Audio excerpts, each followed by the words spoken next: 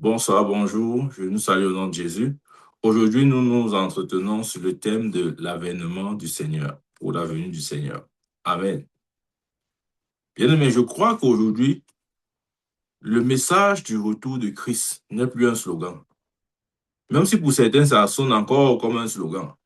Oh, on dit ça depuis les lieux sur vous dernier avec Jésus revient, Jésus revient. C'est plus un slogan. Je vous assure, c'est plus un slogan. Et je crois que l'Église ferait mieux de se réveiller sur cette réalité avant qu'elle ne soit surprise. Avant qu'elle soit. C'est-à-dire, il ne faudrait pas que la venue du Seigneur nous surprenne. C'est-à-dire, le jour qui vient comme ça, là, tu vois juste que les gens sont partis. J'ai dit, hey, Seigneur, c'est comment? C'était aujourd'hui, je ne savais pas, hein. Non, on doit être prêt. Être prêt comme les saints vierges sages. Je vais donner mon avis et ma conviction personnelle. Je ne vous mens pas. Je ne peux pas affirmer à 1000%, mais rien n'empêcherait le Seigneur de venir cette année. Mais par contre, je peux vous rassurer que c'est la dernière décennie. Donc, si on a comment dire, cette garantie, c'est-à-dire si le temps est borné de cette manière-là, c'est important pour nous de passer vraiment à l'essentiel. Passer pour moi à l'essentiel, c'est se poser la bonne question de savoir quel est l'événement ou quelle est la chose que mon esprit désire ou attend. Voilà, le message d'aujourd'hui, je l'intitule L'attendez-vous. Amen. L'attendez-vous. C'est une question pertinente. Bien aimé, ne dis pas que oui, je l'attends. Ne te presse pas de répondre. Est-ce que tu l'attends? Est-ce que ton esprit a tu, tu as dans, tu as le témoignage intérieur de sa venue, imminente, je précise.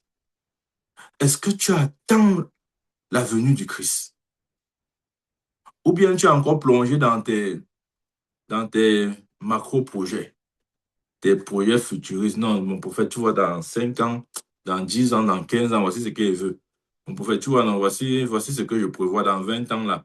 Bon, mes enfants vont grandir, il faut que j'épargne l'argent pour qu'ils aillent faire des grandes universités au monde. Il n'y aura pas le temps pour ça, je peux te rassurer. Donc, si tu veux être des projets futuristes, mais je te donne un conseil, à cause de l'agenda de Dieu, je te conseillerais d'avoir des projets à court terme. Et je dirais même à très, très, très court terme. Amen. J'ai envie de te dire, planifie ta vie comme quelqu'un qui ne pourra pas vivre au-delà de 5 ans, ou du moins, qui, comment je vais dire ça? Pas que tu vas mourir, pas forcément. C'est-à-dire, planifie ta vie comme quelqu'un qui ne pourra pas rester sur Terre au-delà de 5 ans. Ça, c'est le maximum. Tu vois. Ne reste pas là avec des gros projets. Non, prophète, tu sais, dans 15 ans, je crois que voici ce qu'il veut devenir, voici ce qu'il veut faire. Et t'ai dit qu'il n'y aura pas le temps pour ça. Si tu veux, tu me crois. Si tu veux, tu ne me crois pas. Amen. Mais il n'y aura pas le temps pour ça. C'est pourquoi aujourd'hui, j'ai envie de te poser cette question. À toi comme à moi, hein, l'attendez-vous? Est-ce que tu attends le Messie? Israël croyait qu'il attendait Christ, mais il ne l'attendait pas. Comment je le sais? Lorsque Christ s'est manifesté, Israël l'a rejeté. Parce qu'au fond, Israël ne l'attendait pas. Bien aimé, je veux te dire, tu peux te presser de dire oui, je l'attends. Mais est-ce que c'est vrai que tu l'attends? Non, mon prophète, je l'attends. Non, tu vois que j'attends qui? C'est lui que j'attends. Je te pose la question, est-ce que c'est vrai que tu l'attends? Est-ce que tu ne l'attends pas comme Israël? Ou est-ce que tu n'es pas un peu comme les vierges folles, qui au fond n'attendaient pas le maître? Comment je sais? Parce qu'il n'y avait pas de l'huile dans leur lampe. L'huile dans la lampe parle de la préparation. Les folles n'avaient pas d'huile parce qu'elles ne s'attendaient pas à la venue imminente de l'époux. Mais les sages avaient de l'huile en abondance. Bien-aimé, est-ce que tu l'attends? Amen. Dans Hébreu chapitre 9, Hébreu chapitre 9, allez regarder ici. Hébreu 9, verset 28. Il dit, De même, Christ, qui s'est offert une seule fois pour porter les péchés de plusieurs, apparaîtra sans péché une seconde fois à ceux qui l'attendent pour leur salut. Il ne va pas apparaître pour tout le monde.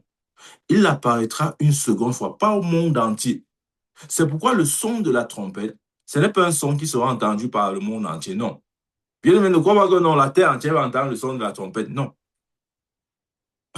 Je veux même te dire, l'enlèvement sera si rapide que personne n'aura le temps de filmer. Personne n'aura le temps même de donner comme un ordre, c'est-à-dire une chronologie dans le développement du processus ou de l'événement. C'est-à-dire, on ne va pas dire que, OK, ça a commencé à 9h30. Après, à 9h31, voici ce qui s'est produit. À 9h32, voilà ce qui s'est produit. On ne va pas dire que non. Le son de la trompette a sonné à 9h30. À 9h31, on a entendu le son de la trompette. À 9h32, les gens montaient progressivement au ciel. Et à 9h33, les gens rejoignent Christ dans les airs. Et enfin, à 9h34, ils sont partis. Non, c'est pas comme ça là. C'est pas comme ça. Lisez votre Bible. Lorsque Paul parle de l'enlèvement, il parle déjà en disant c'est un mystère. Ça, c'est un, deux. Il dit maintenant à la suite que, en un clin d'œil, 1 Corinthiens 15, verset 51-52, en un clin d'œil, tu vois, si tu clignes l'œil comme ça, tu vas voir, c'est comme ça l'enlèvement sera rapide. Tu vois, non? Regarde comment mes yeux sont. C'est comme ça. En moins d'une seconde, ça sera terminé. Ça va commencer et ça va s'achever en moins d'une seconde. Peut-être que tu ne comprends pas ce que je suis en train de dire. Lorsque Paul décrit l'enlèvement, il dit quoi? OK. Je crois qu'on doit lire ça. Paul essaye de donner. Attends, que je lise. Après, je vais t'expliquer ce que ça veut dire. Il dit quoi? Regardez, verset 16. 1 Thessaloniciens 4, verset 16. Car le Seigneur lui-même a un signal donné à la voix d'un archange au son de la trompette de Dieu. Descendra du ciel. 1. La descente du Seigneur. Ouais. Pour l'entrée séquencée maintenant ça. Mais sache que tout ce qu'il décrit là va se produire comme en un clin d'œil. Parce qu'il le dit ailleurs dans 1 Corinthiens 15, verset 51-52. C'est en un clin d'œil. C'est-à-dire que par l'Esprit de Dieu, Paul nous explique les événements qui vont se produire en un clin d'œil. 1.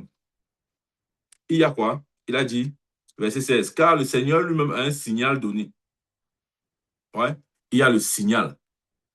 À la voix d'un archange. Il y a la voix de l'archange. 2. Et au son de la trompette de Dieu. 3. Tu vois? Descendra du ciel. Donc, la descente du Seigneur sera ponctuée par ces trois événements. 1. Le signal donné. 2. La voix d'un archange. 3. Le son de la trompette de Dieu. Descendra du ciel. Et les morts en Christ ressusciteront premièrement. Donc, lorsque le Seigneur descend, les morts ressuscitent. OK? Ensuite, nous les vivants qui serons restés, nous serons tous ensemble enlevés avec eux sur des nuées à la rencontre du Seigneur dans les airs. Donc, le Seigneur descend. 1. Il descend comment? Au signal, à la voix d'un archange et au son de la trompette. Il descend. 2. Les morts en Christ ressuscitent. Et 3. Nous les vivants, c'est-à-dire ceux qui ne sont pas morts, lorsque le Seigneur est venu, nous serons enlevés. Et dans 1 Corinthiens 15, il dit bien quoi? Allez, nous ne serons pas juste enlevés, donne un autre détail. Nous serons changés. OK? Nous allons revêtir des corps célestes. Vous voyez, tout ce qu'il explique là, ça va se produire en un clin d'œil, comme en un clin d'œil. Donc, ça sera très rapide, bien aimé.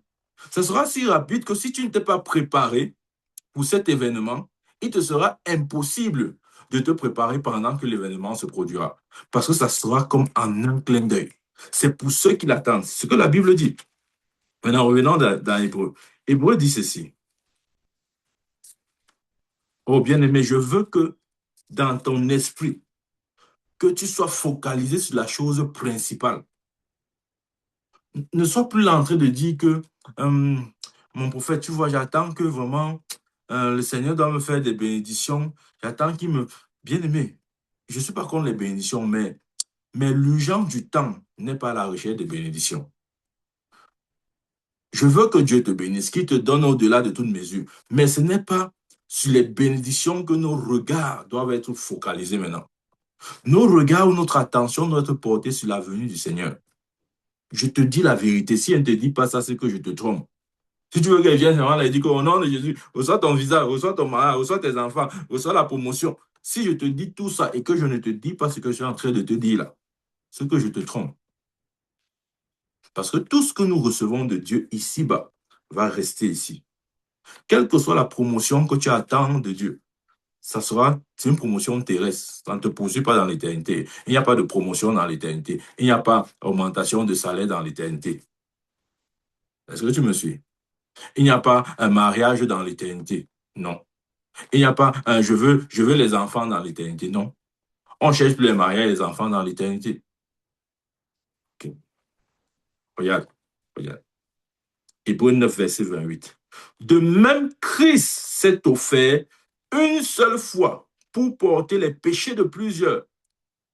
Non? De même, Christ, qui s'est offert une seule fois pour porter les péchés de plusieurs, apparaîtra sans péché une seconde fois à ceux qui l'attendent. Ouais, c'est pour ça que le message d'aujourd'hui, c'est l'attendez-vous. Parce qu'il reviendra une seconde fois, pas pour. Regarde, la venue du Seigneur ou l'enlèvement de l'Église, ce n'est pas pour tout le monde. Jésus ne descend pas du ciel pour tout le monde. La Bible est claire, il descend pour ceux qui l'attendent. Oh, ne dis pas que ne te presse pas, toi. Quand il te pose cette question, peut-être tu ne pèses pas la profondeur de cette question, ou tu veux la répondre rapidement et basiquement. Ce que je dis est très profond. Est-ce que tu l'attends? Est-ce que tu l'attends?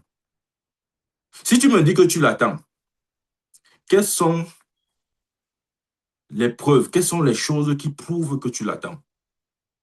Parce que tout le monde peut dire que oui, mon prophète, je l'attends, non. N'est pas c'est mon Seigneur. N'est pas j'ai donné ma vie à Jésus. Je l'attends, non, non, non, non. C'est trop facile. Qu'est-ce qui prouve? Si tu me dis que tu l'attends, je suppose que tu l'attends. Qu'est-ce qui prouve que tu l'attends? Est-ce que tu l'attends juste parce que, bon, on dit qu'il vient, donc je l'attends. Ou bien tu l'attends juste parce que, je ne sais pas, tu es fatigué de la vie, tu es fatigué de quoi? Des difficultés de la vie. Je ne sais pas. Je sais pas si tu comprends ce qu'elle veut dire. C'est-à-dire, si tu dis que tu l'attends, qu'est-ce qui prouve que tu l'attends? Tu dois maintenant te poser la question. Qu'est-ce qui prouve que j'attends Jésus?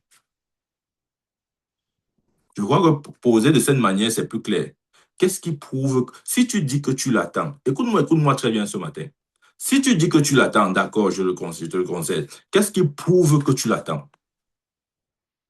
Parce qu'il ne vient pas pour tout le monde. Il vient pour ceux qui l'attendent. Amen. Il vient pas pour tout le monde, bien aimé. 1 Pierre chapitre 4, verset 7. Il ne vient pas pour tout le monde. L'autre va dire que non, il va venir pour tout le monde. Non, il ne vient pas pour tout le monde.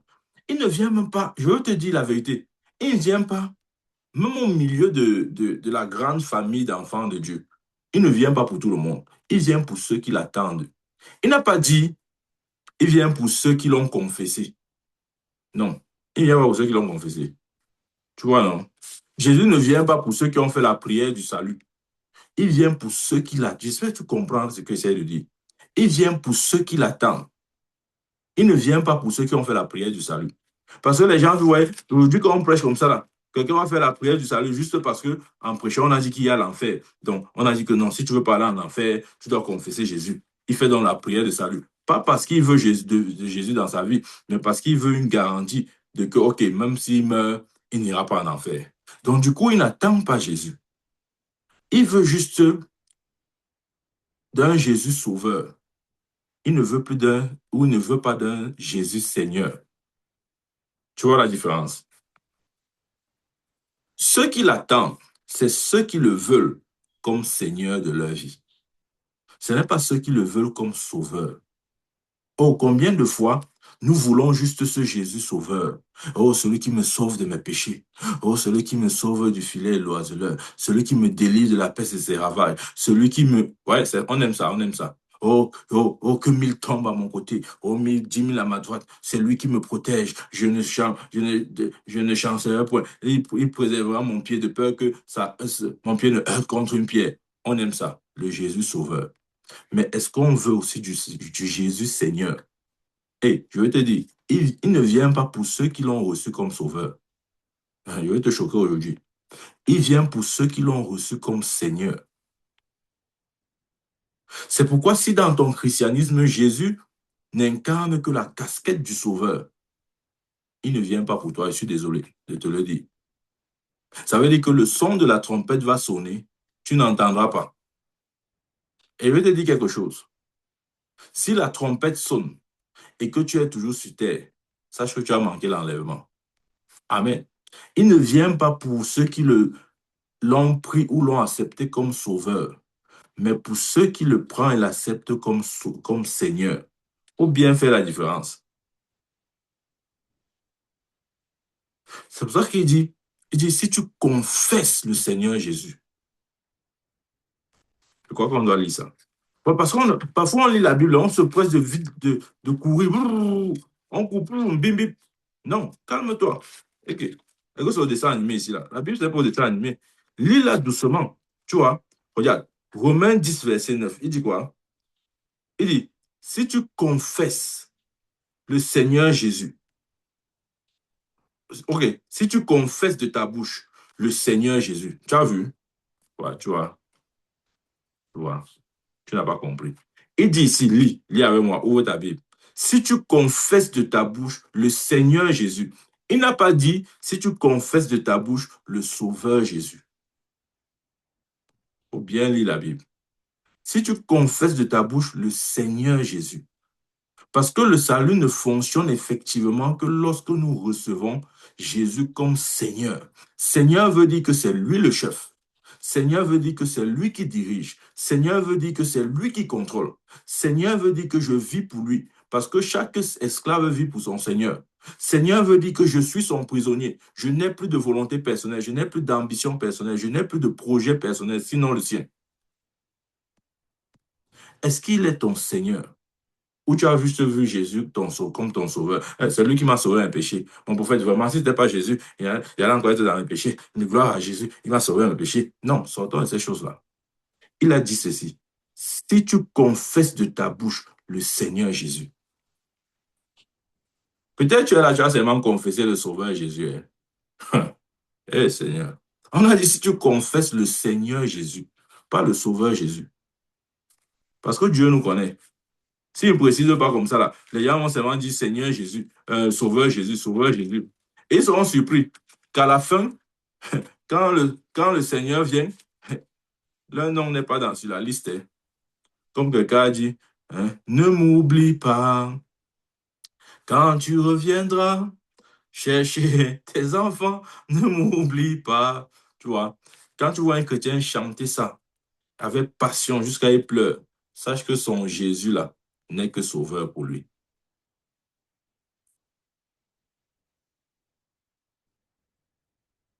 Je sais, on ramasse des choses comme ça là dans la Bible. Oh, telle personne avait dit, n'est pas c'est le brigand à la croix qui avait dit que hein, ne m'oublie pas quand tu viendras dans ta gloire et la gloire des saints anges. Tu es le brigand de la croix.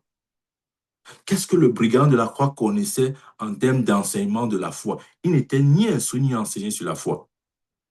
C'est pourquoi tout ce qu'il pouvait voir de Jésus à ce moment-là, c'est Jésus sauveur. Lorsque Jésus est ton sauveur, tu peux prier de cette manière. Parce que tu ne l'as pas encore couronné comme roi de ta vie. C'est pourquoi tu peux dire, oh, quand tu reviendras, après tu pleures, chez tes enfants, ne m'oublie pas, Seigneur, souviens-toi de moi comme le brigand à la croix. Oh, woyo, woyo. Non, c'est quoi ça? Pour ceux qui ont accepté Jésus comme Seigneur, bien aimé, ne chante pas ce genre de chanson-là. Comment oublier? Comment? Comment ça te traverse même l'esprit qui va t'oublier? Comment tu fais pour concevoir ça? Et sois honnête aujourd'hui avec toi-même. Est-ce que Jésus est ton sauveur ou il est ton Seigneur? Tu vois, j'ai envie de progresser dans l'enseignement, mais je fais que revenir sur ça. Mon esprit fait que revenir sur la notion de sauveur et Seigneur. Est-ce qu'il est ton sauveur ou ton Seigneur? 1 Pierre 4, verset 7. Il dit là-bas, la fin de toute chose est proche. Soyez donc sages et sobres pour vaquer à la prière. Bien-aimé, quand tu es conscient que la fin de toute chose est proche, tu vois, tout à l'heure, tu t'es posé cette question. C'était savoir, si tu dis que tu attends Jésus, qu'est-ce qui prouve que tu l'attends? Quelles sont les actions, les actes qui posent, qui démontrent que tu l'attends? 1 Pierre 4, verset 7. La fin de toute chose est proche. Soyez donc sages et sobres pour vaquer à la prière. Je te dis, l'une des choses qui prouve que tu attends Jésus, c'est que tu es quelqu'un qui va constamment à la prière. Parce que c'est dans la prière que nous rafraîchissons notre communion avec Dieu. Tu vois ce qu'il dit?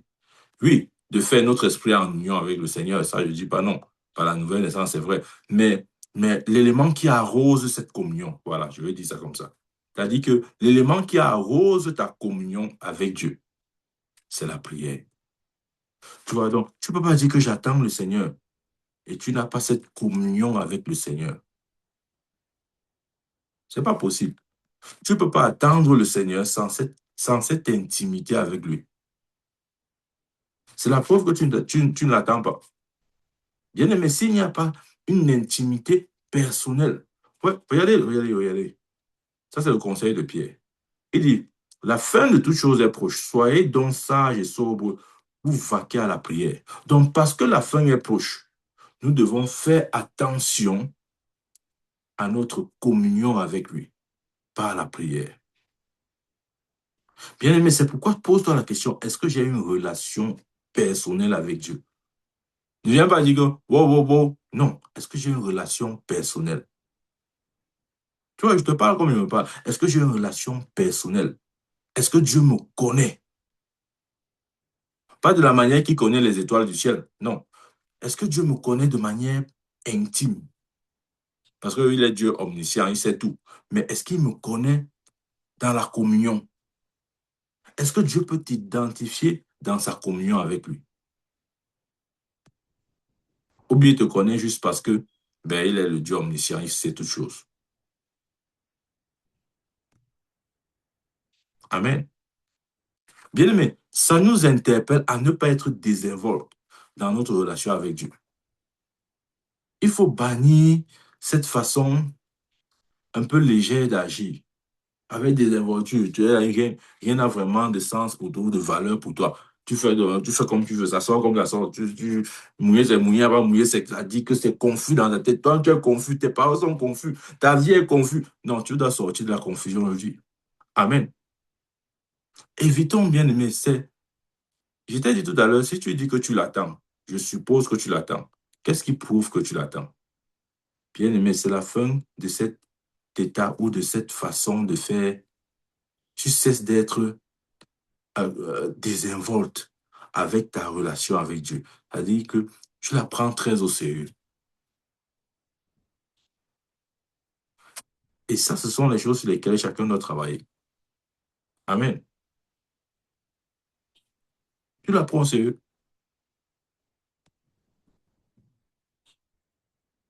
Tu cesses d'être complaisant dans ton christianisme. Bien même, maintenant, c'est le christianisme du sérieux. C'est plus le christianisme du jeu qu'on entre, on sort, on tire le ballon, ça tape pour toi, on dit non, c'est pas grave, on va encore retirer. Non, c'est un peu comme ça. Maintenant, c'est le christianisme du sérieux. Et t'ai dit au début que, pour moi, si la trompette sonne cette année, ça ne m'étonnerait pas. Et si vous voulez savoir, je l'attends même cette année. Mais si ça ne vient pas cette année, je t'ai dit qu'il y a une date que ça ne peut pas dépasser. Donc, tu vois, si tu as déjà le plafond ou la date limite et que tu vois que le temps est court, tu vas encore t'accrocher sur quoi? Qu'est-ce qui va encore te retenir au point où tu rates le son de la trompette. Je vais te dire, si jamais tu rates le son de la trompette, la seule façon pour toi d'être sauvé, c'est de mourir. Il faut lire la Bible. Apocalypse le dit, que ceux qui vont rater le son de la trompette, ça sera au prix de leur sang qu'ils hériteront le salut maintenant. Toi, maintenant, c'est gratuit, n'est-ce pas? Il n'y a pas de pression sur toi. On te flatte même, tu ne comprends pas. On te gronde même, tu ne comprends toujours pas. L'heure viendra, si tu as raté le son de la trompette, bien aimé, c'est avec ton sang que tu vas payer ton salut. Si le sang de Jésus n'a pas été suffisant pour toi, pour que tu entres gratuitement pendant que c'est gratuit, tu vas payer de ton sang. Amen. Il n'y aura personne qui pourra entrer au ciel pendant la grande tribulation sans passer par la mort. Non. Tous ceux qui voudront le ciel après l'enlèvement de l'Église, ça sera par la mort, au prix de leur sang. Il faut lire ta Bible, c'est Apocalypse qui dit ça. Donc, tu vois, je ne dis pas ça pour tes frères, je dis ça pour que tu sois conséquent maintenant. Le prophète m'a effrayé, je dis, tu as compris ce qu'il a dit. Il dit qu'on va mourir si on rate la trompette. C'est pas ce que moi je dis, c'est ce que la Bible dit. Donc, bien aimé, tu vois, quand Noé disait aux gens, entrez dans l'âge pendant 100 ans, il bavardait les mêmes choses. Ça sonnait comme de la récitation pour plusieurs. Mais le jour où le déluge devait tomber, la Bible dit, Dieu a dit à Noé, entre. Dès qu'il est entré, c'est la main de Dieu qui a fermé la porte de l'arche. Et quand la main de Dieu a fermé la porte, personne ne pouvait plus l'ouvrir. Pourquoi? Parce que la Bible dit, si Dieu ouvre, qui peut fermer? Si Dieu ferme, qui peut ouvrir? Si Dieu ferme la porte de l'arche, même la main de Noé ne peut plus l'ouvrir. Je vais dire ça autrement. Si Dieu ferme le temps de la grâce, personne ne pourra l'ouvrir à nouveau. Non.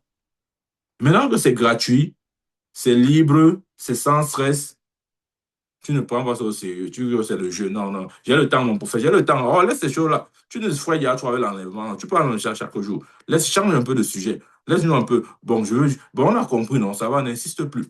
Le temps est court, hein. Tu vas pas dire que moi, je t'avais pas dit. Moi, je te dis ça chaque jour. Chaque jour. Chaque jour. Chaque jour. Chaque jour. C'est dommage, mais il y a des chrétiens qui disent, oui, l'enlèvement, oui, mais on dit ça depuis des lustres, non, c'est aussi vieux que le monde. Tous les jours, on dit, Jésus vient. Voilà, 2000 ans, il n'est pas venu. Qu'est-ce qui prouve qu'il va alors venir cette année? Qu'est-ce qui prouve que ça sera même maximum 2030? Rien ne prouve. Hein? Laisse-nous vivre. OK. Je vais encore dire quoi? Bien aimé, il vient. Hein? Mais il vient uniquement pour ceux qui l'attendent. L'apparition du Seigneur pour ceux qui l'attendent. Je t'ai expliqué ce qui se produira au jour de l'enlèvement. Le signal donné, la voix d'un archange, le son de la trompette, le Seigneur descend, les morts ressuscitent, et nous sommes changés, on revêtit des corps glorieux, et on monte à la rencontre du Seigneur dans les airs. Mais tu vois, tout ce qui a été développé là, ou tout ce que je viens de dire, ça va se produire en un battement, ouais, en un clic. Tu vois, non? Fais un peu comme moi là. Voilà. C'est comme ça que l'enlèvement sera. Regarde mes yeux. Tu vois, non? En un clin d'œil. Donc, bien aimé, ne dis pas que non, je vais me préparer le jour là. Le jour là, ça sera en un clin d'œil. Tu ne seras pas prêt. Tu ne seras pas prêt, bien aimé. Oh non, tu ne seras pas prêt. Le second retour de Christ ou la venue de Christ, c'est pour ceux qui l'attendent. Bien aimé, sois de ceux qui l'attendent. Amen. Je dis sois de ceux qui l'attendent. 1 Thessaloniciens. 1 Thessaloniciens chapitre 5. Est-ce que tu l'attends? Il y a les chrétiens qui ne l'attendent pas. Je vous dis la vérité. Non, ils attendent quoi? Peut y aller. 1 Thessaloniciens 5, verset 6. Ne dormons donc point, car ne dormons donc point comme les autres, mais veillons et soyons sobres. Tu vois, quelqu'un qui l'attend, c'est quelqu'un qui veille. C'est quelqu'un qui est sobre. C'est ça, c'est quelqu'un qui l'attend. C'est quelqu'un qui ne dort pas comme les autres. Ici, on ne parle pas du sommeil physique, c'est le sommeil spirituel. Il y a les esprits, les esprits de certains chrétiens sont déjà endormis, mais ils ne savent pas. Mais le conseil de Paul ici, c'est quoi? C'est que ne dormons donc point comme les autres. Bien, il me pose la question aujourd'hui, est-ce que je ne suis pas un dormeur? Est-ce que je ne dors pas? Est-ce que je ne suis pas dans le camp des dormeurs? Il dit veillons. Ouais, Paul pouvait dire par rapport à ce veiller à Timothée, veille sur toi et sur ton enseignement. Ça veut dire que quelqu'un qui l'attend, il veille sur lui-même. Tu ne peux pas veiller sur toi en étant endormi. Non, ce n'est pas possible. Si tu veilles, ça veut dire que tu es éveillé. Le principe de la veille vous exclut la notion du sommeil. Si je dis que je veille, ça veut dire que je ne suis pas en train de dormir. Paul a dit à Timothée, veille sur toi. Veille sur toi. Tu vois, ceux qui l'attendent veillent sur eux-mêmes. Nous sommes pas les gens qui restent comme ça, qui disent que mon prophète va veiller sur moi. Mon prophète va prier pour moi. Mon prophète va faire. Hey, qui va faire ça? Moi, je ne fais pas les choses comme ça. Veille sur toi-même. Bien aimé, c'est l'heure de veiller sur toi. Oh. Voilà ça comment il te dit. Tu ne vas pas dire aujourd'hui là que tu ne savais pas, tu savais. Voilà ça que j'ai dit aujourd'hui. Chacun doit veiller sur lui. Tu veux que je veille sur toi, mais quand tu manges, tu ne m'appelles pas pour venir manger. Hier, tu as mangé ton gros poulet, tu as assassiné tes jus, tes hamburgers. Tu n'as pas appelé le prophète. Maintenant, pour veiller, tu appelles le prophète. Tu vois des choses. Veille sur toi.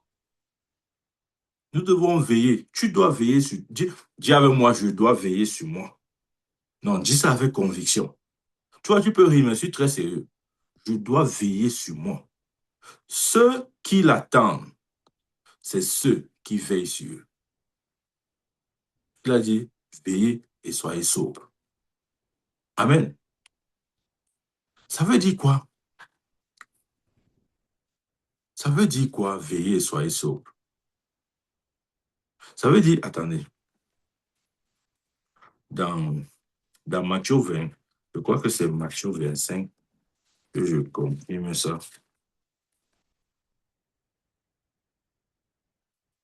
Tu vois, tu fais tout de toi-même de manière autonome. Maintenant, pour veiller sur toi, tu dis que non, c'est pour faire que tu dois veiller sur moi. Hey, peut-être tu ne dois plus me dire ça. Hein. C'est toi qui vas veiller sur toi. Si tu ne veux pas veiller sur toi, mon ami, c'est ton problème. Ne me donne pas le travail là. Tu dois veiller sur toi. Tu vois, chacun veille sur lui par rapport à par rapport à son hygiène, c'est-à-dire que tu te laves, tu te laves, tu t'habilles chaque jour, tu veilles sur toi. Tu veilles sur toi pour ne pas transporter des odeurs corporelles. De la même manière, tu dois veiller aussi sur ta vie spirituelle pour ne pas transporter des odeurs nauséabondes, c'est-à-dire des odeurs qui puent. Veille sur toi. Ne crois pas que que Dieu a appelé quelqu'un pour veiller sur toi. Non. Le premier gardien de ton âme, c'est d'abord toi. Je ne suis pas en train de dire que le pasteur ne peut pas veiller sur toi. Mais je suis en train de dire que si tu veux décharger cette responsabilité sur le dos du pasteur et sortir de là, hein, les mains vides, tu veux t'agiter aussi facilement comme ça. C'est pas comme ça. Non, non. Le premier surveillant de ta vie, c'est toi. Parce que si tu ne veilles pas sur toi, je ne peux pas veiller sur toi. Non, je te dis la vérité. Hein. Pourquoi? Parce que, est-ce que je suis avec toi tous les jours? Est-ce que, est-ce que je te contrôle? Est-ce qu'il y a une caméra? Est-ce que j'ai mis une caméra sur toi qui contrôle tous tes faits et gestes pour te dire que non, ici tu n'as pas fait comme ça là, tu devais faire comme ça là. Il n'y a pas une. Je n'ai pas cette caméra. Donc ne me demande pas de faire un travail qui va me dépasser. Commence d'abord à veiller sur toi-même. Amen. Sois ton propre surveillant. Là, tu vois, hein, je dis que non, c'est le pasteur, non, c'est le travail, c'est le pasteur qui doit veiller. Je ne veille pas sur toi, il t'a dit. Veille sur toi-même. Amen. Matthieu 24, verset 44. C'est pourquoi, vous aussi, tenez-vous prêts, car le Fils de l'homme viendra à l'heure où vous n'y penserez pas. Ça veut dire quoi? Je vais te dire, qu'est-ce qui prouve que Jésus est sur le point de venir maintenant? C'est justement le fait que, ce qui prouve, c'est justement le fait que beaucoup ne pensent pas que c'est maintenant qu'il peut venir. Et c'est ce que Jésus a dit. Tu vois, non? Suis. C'est pourquoi vous aussi, tenez-vous prêts, car le Fils de l'homme viendra à l'heure où vous n'y penserez pas. Puisque plusieurs ne pensent pas que Jésus peut venir maintenant. Il a dit que c'est justement quand vous allez penser que je ne peux pas venir que je vais venir. Oh, bien aimé, tu vois, non? Voilà. Il dit que c'est là où vous allez, c'est quand vous allez penser que non, il ne peut pas venir maintenant. Il va venir, mais pas maintenant. C'est là où il va venir. C'est quand tu dis qu'il ne vient pas, c'est là où il vient. Amen. Voilà pourquoi je crois qu'il doit venir maintenant. Parce que les gens sont davantage incrédules sur son retour. Les gens ne croient plus. Je parle même des chrétiens, hein. Je ne parle pas des païens. Je dis des chrétiens. Quand tu dis à un chrétien que Jésus vient, c'est pas qui, bon, les plus forts ou les plus chanceux ne vont pas dire non, mais ils vont te dire qu'il vient, mais pas maintenant. Il peut venir même d'ici, même, on va faire les doigts comme ça là. Il peut venir même d'ici, même 20, 30, 40, même 50 ans, voire même 100 ans, hein, oui. Mais maintenant là, donc Dieu dit que Jésus vient maintenant. Non, non, non, non, non, il ne peut pas venir maintenant. Jésus a dit ceci. C'est pourquoi vous aussi, tenez-vous prêts, car le Fils de l'homme viendra à l'heure où vous n'y penserez pas. Voilà. Et c'est l'heure là aujourd'hui. Quand on dit aux gens que Jésus vient, ils disent, wow, wow, wow, wow, wow, qui a dit qu'il vient? Qui a eu la preuve? Wow, je ne crois pas. Il va venir même d'ici 50 ans. Parce qu'on a encore nos projets. Nous vivons pour nous. Il a dit quoi? Veillez et soyez sobres. Amen.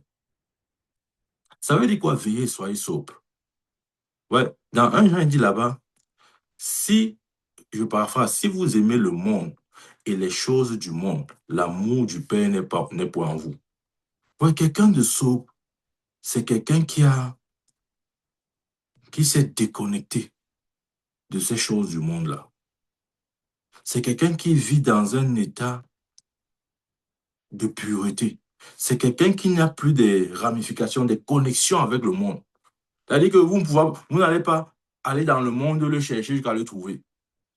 Ouais, bien aimé, il y a les chrétiens que si tu veux les trouver, ce n'est pas dans l'église. Va dans le monde, tu vas les trouver là-bas. Tu pars dans l'église, tu ne les vois pas. C'est dans le monde. Ils sont même plus mondains que les mondains. Bien aimé, il a dit quoi? Veillez et soyez sobres. Et si vous aimez le monde, les choses qui sont dans le monde, l'amour du Père n'est point en vous. Veillez et soyez sobres. C'est ce que Jésus a dit. Rassurons-nous qu'il n'y ait pas en nous les choses du monde. Dans Jean 14, verset 30, Jésus pouvait dire, le prince de ce monde vient, mais il n'y a rien de lui en moi. Ça veut dire qu'en Jésus, tu ne pouvais pas trouver les choses du monde. Non.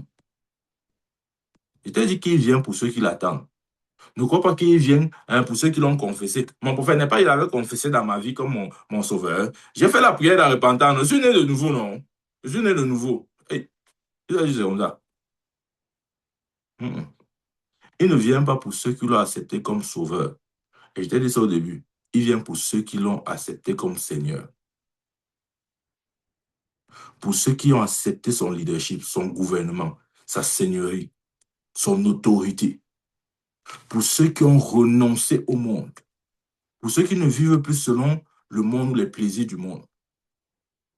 C'est pour eux qu'il vient. Est-ce que tu es de cette catégorie?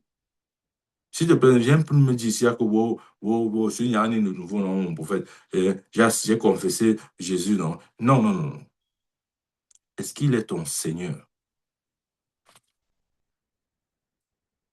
Regardez l'encouragement et l'exhortation de Paul à ce propos. Dans Romains chapitre 13, verset 11. Tu sais que tu n'aimes pas ce genre de message. Tu veux seulement qu'elle dit que, wow, wow, wow, reçois ton visa. Wow, wow, wow, reçois tes enfants. Reçois ton mariage. Qu'elle veut dire comme ça. Tu vas dire, oh, amen. Ouh, ouch. Le prophète l'a prophétisé au Dieu. Ouh, non, non, c'était dense, c'était dense. Non, il a parlé, il a parlé. Ouais, mais quand il dit des choses comme ça t'énerve. T'énerve, tu n'aimes pas ça. Regarde, dans Romains 13, verset 11, il dit ceci. Je lis du verset 11 à 14. Cela importe d'autant plus que vous savez en quel temps nous sommes. C'est l'heure de vous réveiller enfin du sommeil, car maintenant le salut est plus près de nous que lorsque nous avons cru. Et, bien aimé, je vais te dire, c'est vrai que Paul l'a dit sous l'inspiration de l'Esprit, mais je peux te dire de la part du Seigneur que ce que je viens de lire là n'est pas juste une écriture, c'est un rhéma. C'est une parole que Dieu t'adresse aujourd'hui et maintenant. Il dit, cela importe d'autant plus que vous savez en quel temps nous sommes. C'est l'heure de vous réveiller en fin du sommeil. Bien-aimé, Dieu te dit par ma bouche, c'est l'heure de te réveiller en fin du sommeil. Car maintenant le salut est plus près de nous que lorsque nous avons cru. Je ne sais pas je sais pas en quelle année tu as cru, mais quelle que soit l'année à laquelle tu as cru, la Bible dit, et je ne suis pas en train de lire un verset biblique, je suis en train de te donner le rhéma là. Le salut est plus près de toi que lorsque tu as cru. C'est l'heure de te réveiller en fin du sommeil. Bien-aimé, tu vois, ne dis pas que Dieu va me réveiller, il ne va pas te réveiller. Ce n'est pas Dieu qui réveille, c'est toi qui te réveilles. Amen. Réveille ton esprit. Je dis pas que non, mon prophète, je fais vraiment. Bon, voilà, Seigneur, s'il te plaît, réveille mon esprit. Je te dis qu'il ne va pas réveiller ton esprit. Regardez, il a dit quoi? C'est l'heure de vous réveiller en fin du sommeil. Si Dieu te dit réveille-toi, il n'attend pas te réveiller, non. Sinon, il allait juste te réveiller.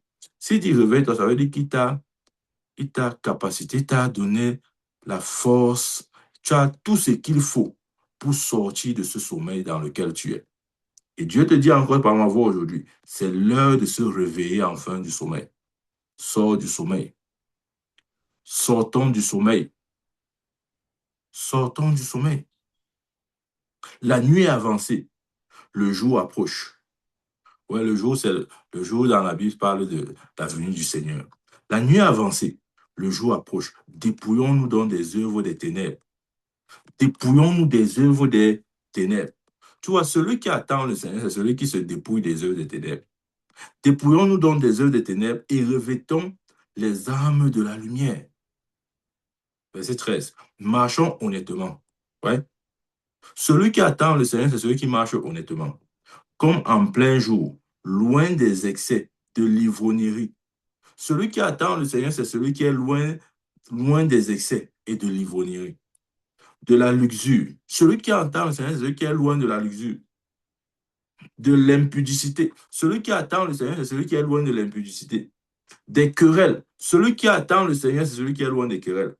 Et des jalousies. Celui qui attend le Seigneur, c'est celui qui est loin des jalousies. Tu vois, tu peux me dire, oui, j'attends le Seigneur, mais est-ce que tu te retrouves dans tous ces critères que je viens d'énumérer? Pose-toi la question, est-ce que je me retrouve dans tout ce que le prophète vient de dire là? Ça, c'est la preuve que tu attends le Seigneur. Sinon, tu ne l'attends pas encore. Tu ne l'attends pas encore comme il attend que tu l'attendes. Ouais. Ne soyons pas comme Israël. Ils attendaient le Messie, mais pas de la manière dont Dieu attendait qu'ils attendent. Ils attendaient un Messie qui allait venir les délivrer de l'emprise de romaine. Leur Messie, c'était ça. C'était quelqu'un qui allait venir comme David, sur les chevaux, avec les épées, l'arc, je ne sais pas moi quoi, le bouclier, le casque. Il va dire, les disciples, allez, chacun monte sur son cheval là. On va aller libérer Israël de l'oppression de Rome. C'est comme ça qu'ils attendaient leur Messie. C'est pourquoi lorsque le Messie est venu comme l'agneau de Dieu, c'est quoi ça? C'est quel Messie doux là? Notre Messie doit être un guerrier. Ouais, souvent on attend le Seigneur de cette manière. Dans nos dispositions, dans nos conceptions, dans notre posture, dans notre position, dans nos positions.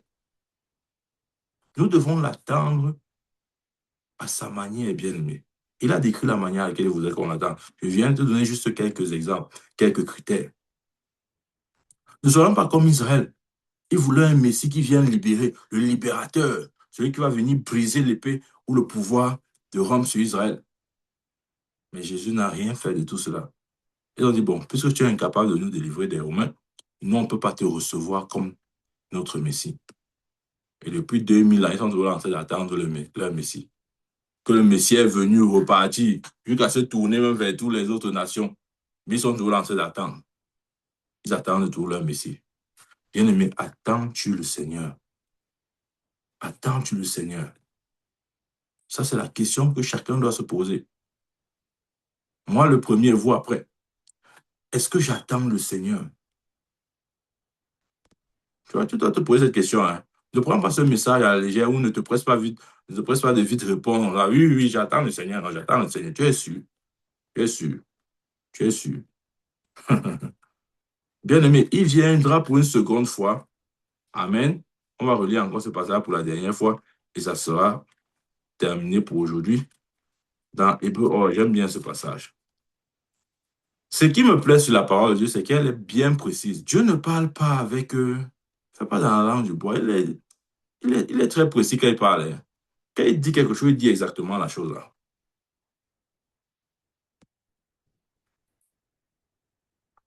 Regarde. De même, Christ, qui s'est offert une seule fois pour porter les péchés de plusieurs, apparaîtra sans péché. Parce qu'il s'est offert pour porter les péchés. Il s'est offert comment? À la croix, il s'est offert pour plusieurs. OK? De même, Christ qui s'est offert une seule fois pour porter les péchés de plusieurs ou à la croix, apparaîtra sans péché une seconde fois. Quand? Le jour de l'enlèvement. À ceux qui l'attendent pour leur salut. Bien-aimé, est-ce que tu es parmi ceux qui l'attendent pour leur salut? Pose-toi cette question. Et je vais te laisser avec ce sujet de méditation. Pose-toi cette question. Est-ce que je l'attends? Amen. Que Dieu nous bénisse au nom de Jésus-Christ. Amen. Amen. Rapidement, est-ce qu'il y a des questions? Amen. Amen.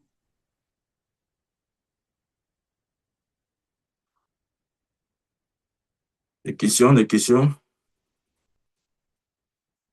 Bien, mais dis pas que oh, le prophète est venu me faire aujourd'hui. Il a dit qu'il n'attend pas. Il a dit que, oh, est-ce qu'il m'a demandé qu'est-ce que je suis sûr qu'il attend. Tu vois, il a mis le doute dans ma tête. Je ne suis pas venu mettre le doute dans ta tête. Je suis venu clarifier cette question et t'apporter les éléments de réponse à la lumière de la parole. Maintenant, mets-toi sur ce que je viens de dire. Est-ce que tu te retrouves dedans? Amen.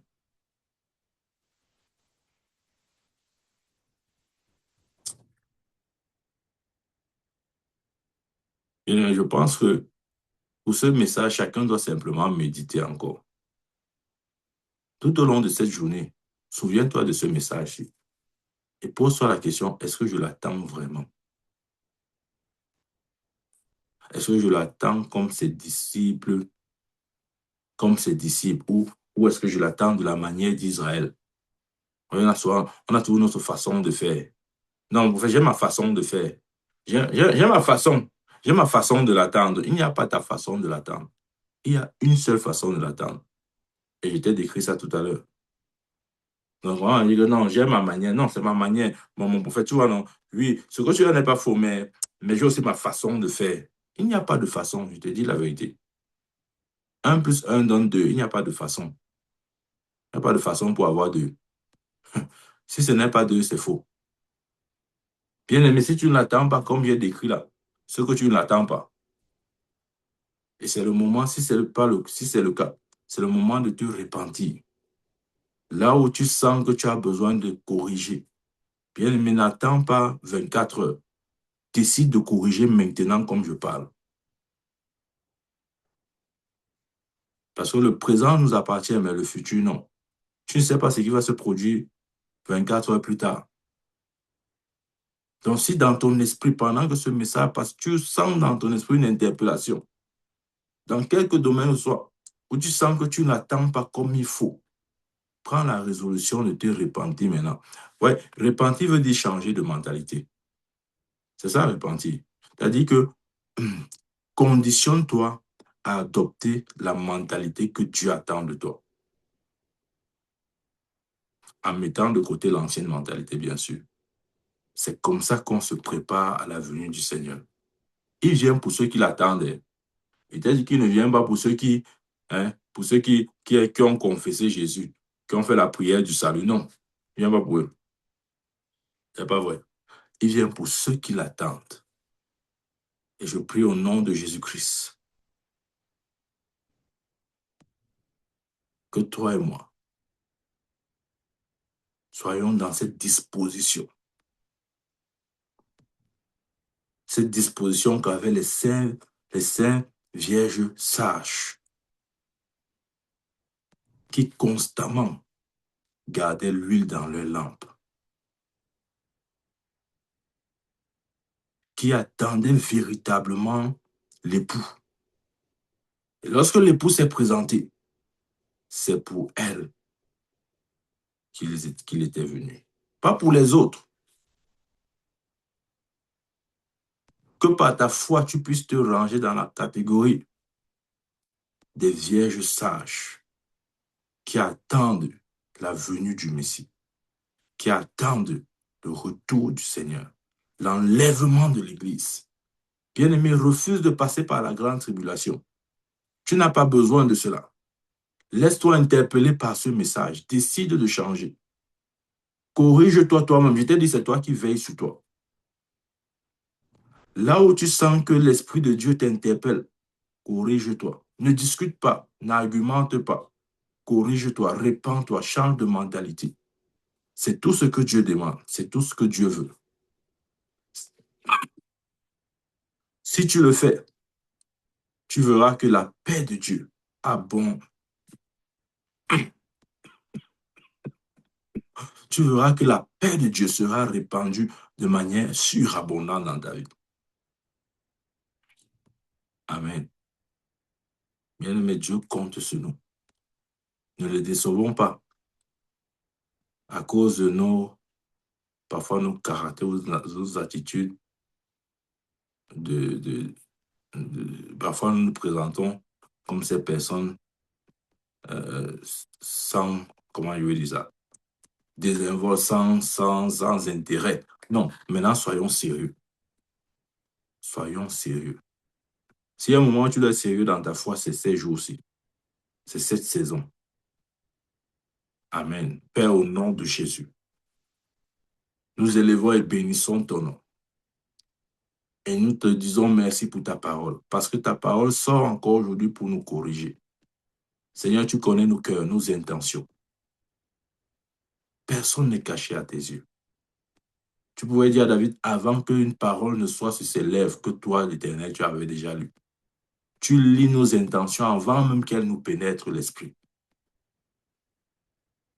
Seigneur, je prie au Dieu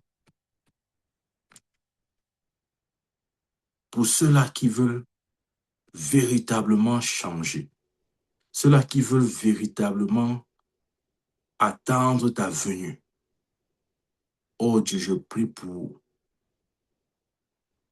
une double grâce de consécration, de communion, d'intimité,